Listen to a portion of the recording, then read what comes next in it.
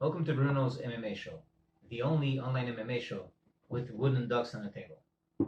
So today is April 18th, 2020. It is the day when Ferguson versus Khabib was finally supposed to happen.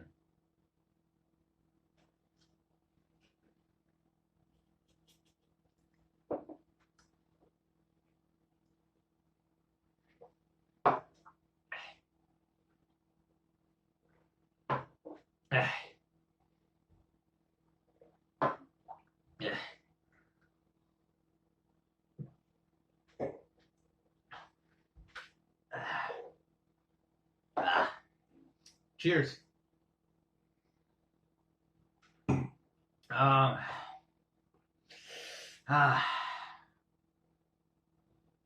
am so upset about it, I'm not even wearing a tie today. Okay, that aside, let's get into it. First of all, Ferguson has decided to make weight anyway the other day. So it's been a debate. At first I was thinking, okay, that is proof of how disciplined the fighter he is. How just even if the event is canceled, he was supposed to make weight for that date, and he continued with it. There was a lot of backlash regarding that. A lot of even fighters, even professional fighters, who thought that he shouldn't have put his body through that. Other people argued that, in actuality, like Chael Sonnen did a video about it, it might just help him have the correct weight later on, because the fight is actually going to happen in May 9th, which is not that far away. So, there's a whole debate. Is it bad for him to do it 2 times in such a close range? Or the other argument is actually, well, if he does it ahead of time, then he can relax a bit and he'll be ready for it later on. I don't know. I don't know anything about weight cuts. I'm not going to pretend I do. I do practice martial arts, but I'm not a professional fighter. I never put my body through that. No idea. One thing I'll say though, look, whether it is a good or bad idea for Ferguson to do that for his body, can we all just agree of how determined the guy is, of how disciplined he is? At some point we have to respect that. Whether it's a good or bad idea, we have to respect that the guy has no quit in him. Damn, I mean, and if it is that hard to do that to one's body, like the fact that he went through it, it says so much about the guy.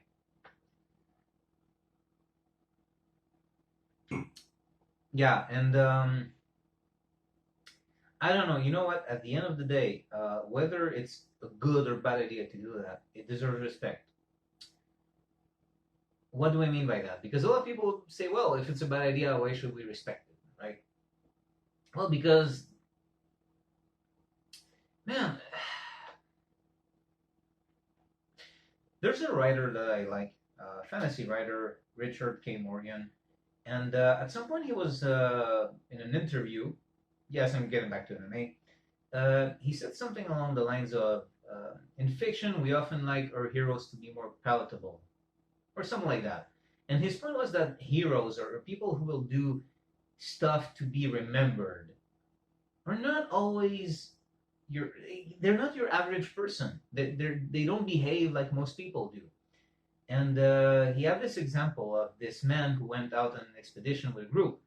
I don't remember where, somewhere where it's very cold, and this one guy who was actually kind of unpleasant. The other people of the party who went there, they found him unpleasant, and him and some others went out of the tent, and something happened. I don't know if it was an avalanche or what, but anyway, I know it's a very vague story. I'm going somewhere with this. The guy got hurt, and he just, through the wilderness, through all that snow, with a messed up leg, he made it back to the tent. And he said something along the lines of, I don't like it when things don't go my way.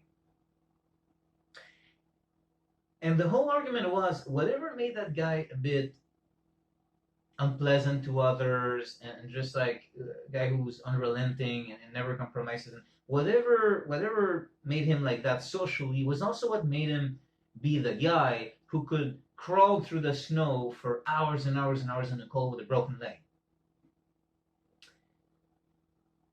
So I hope you see where I was going with this. I took a tangent, but my point is, look, whatever makes Ferguson the kind of guy who will cut weight for a non-event is what makes him the fighter he is.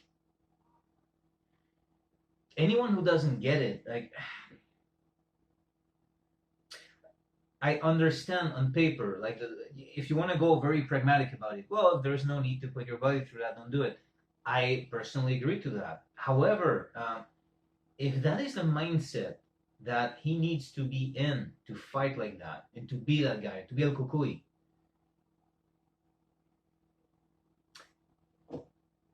the human mind, the human potential, things we do are often unlocked by our minds. It's just what we'll be able to do or not, it depends a lot on what we're thinking, where our head is. And maybe for someone to have no quit in him, he needs to have no quit in him. it's that simple. And I think it's to oversimplify the human mind, the potential for greatness, to make it so simple.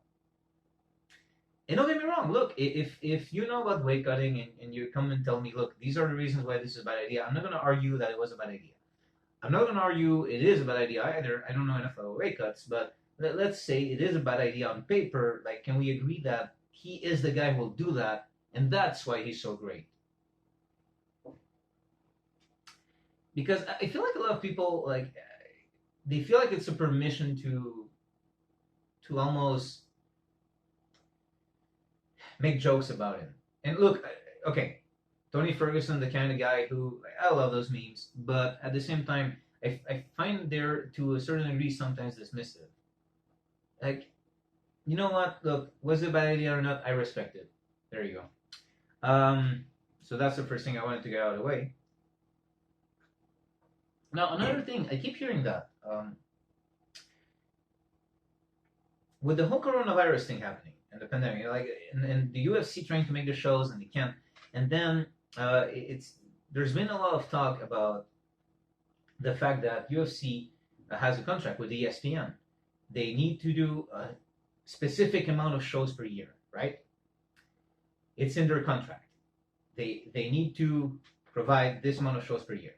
So a lot of people are worried, okay, so we might have a few stacked cards at the beginning, but later on might be a bit empty, right? Maybe like cards are not as exciting. So that's the current worry. And one thing I'm wondering though, and don't get me wrong, I think if they can do the same amount of shows, they would. But one thing that no one has, I haven't heard anyone mention, and again, doesn't mean no one has, but I haven't heard anyone mention the fact that last UFC was canceled at the request of ESPN.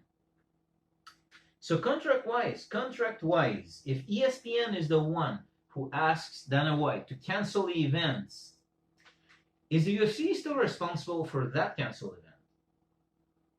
Or for any events that couldn't take place at their request? Contract-wise, it seems to me like if ESPN has a contract with UFC, hey, this many events per year, but then they're the ones who go, can you not do this event? I don't think that now UFC is responsible at least for that canceled event. Again, I haven't personally read their contract, nor am I a lawyer, but I find it interesting how no one that I heard of has brought up that possibility that maybe UFC maybe don't have to make the same amount of shows they normally would have had to make, given that ESPN asked them to cancel at least one. So that's also a thing to consider. Or maybe the contract is really just this amount of shows, and ESPN was like, hey, we want you to cancel this one, but you still have to bring up the same amount of shows later. Could very uneven relationship if that's the case, but hey, don't mess with the mouse. Mickey Mouse. For those who don't know, ESPN is owned by Disney.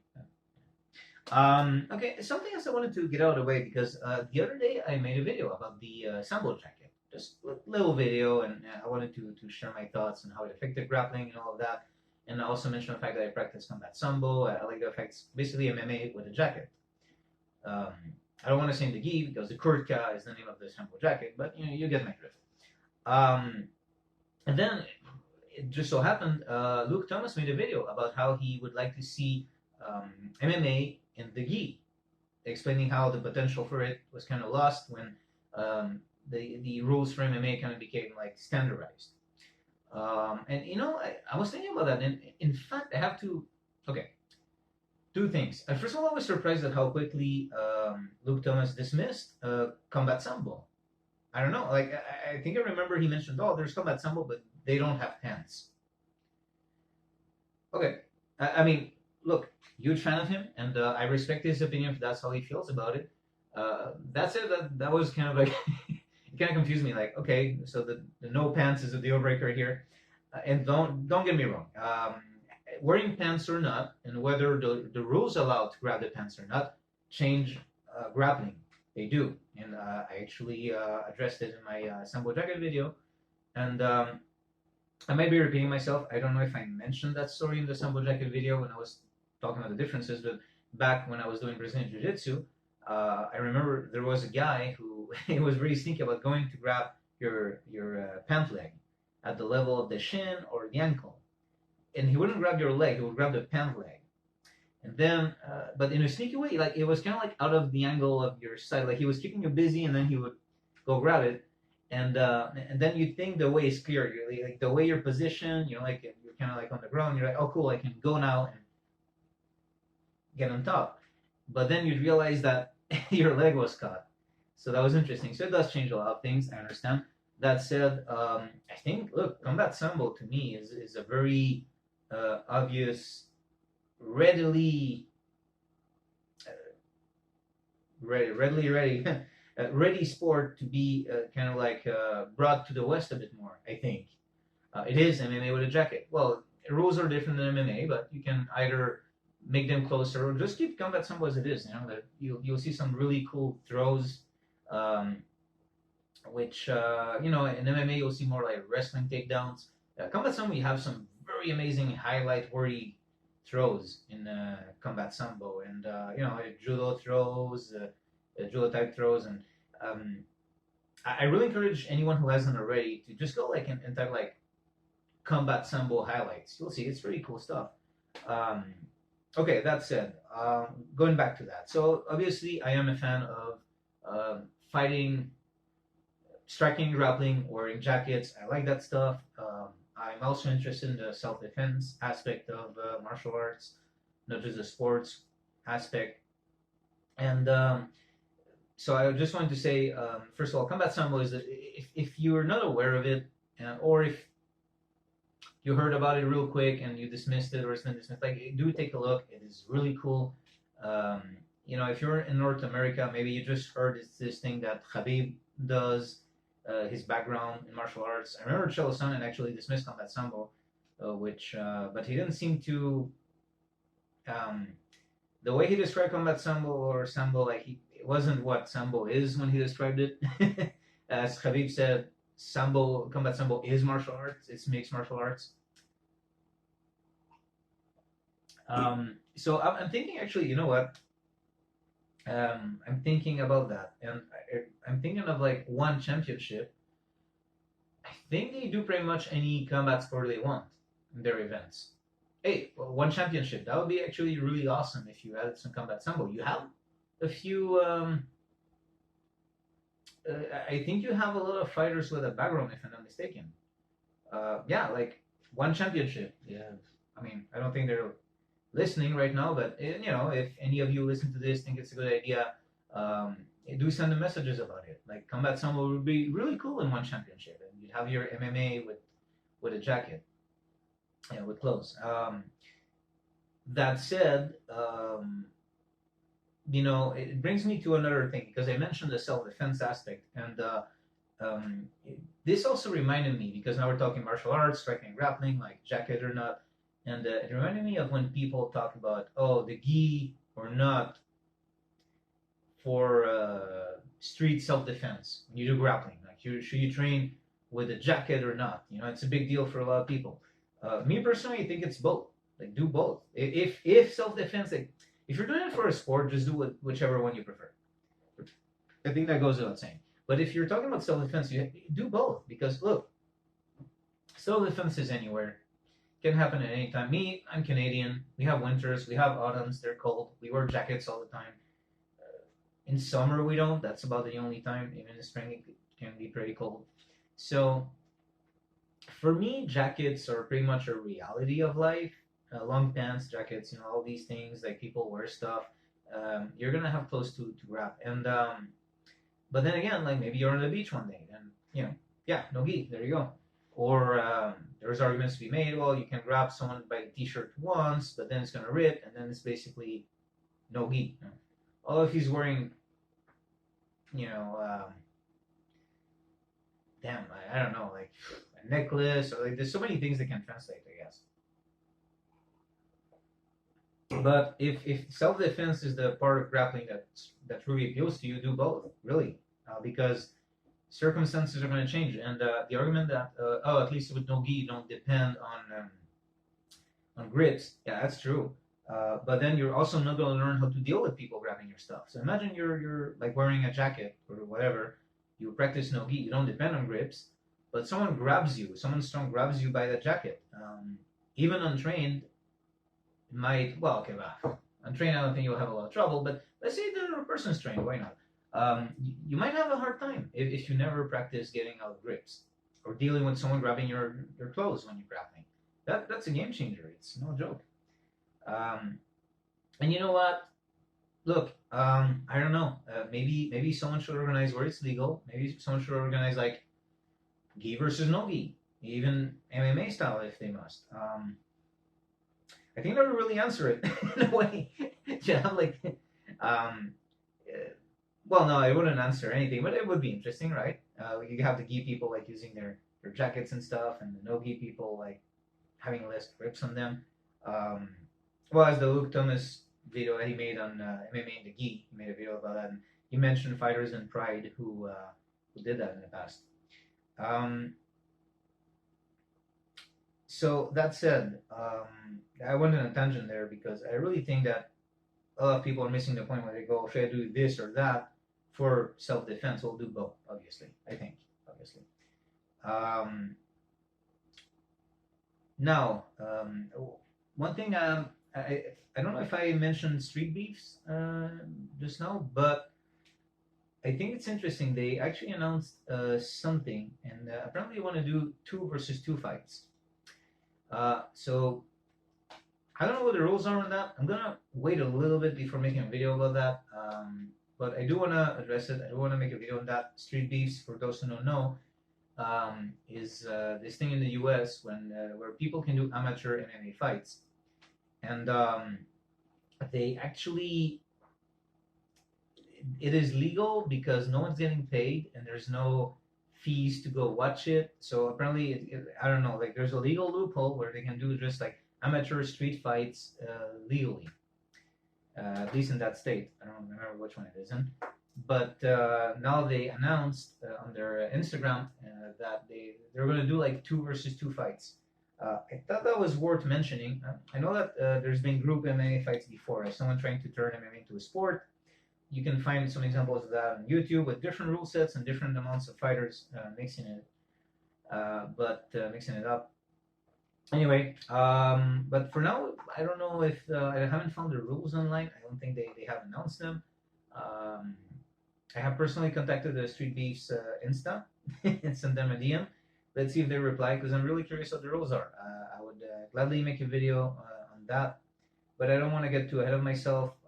Let's see what it is. Is it 2 versus 2, where it's kind of like a tag team when one person comes in and out? Is it 2 at the same time?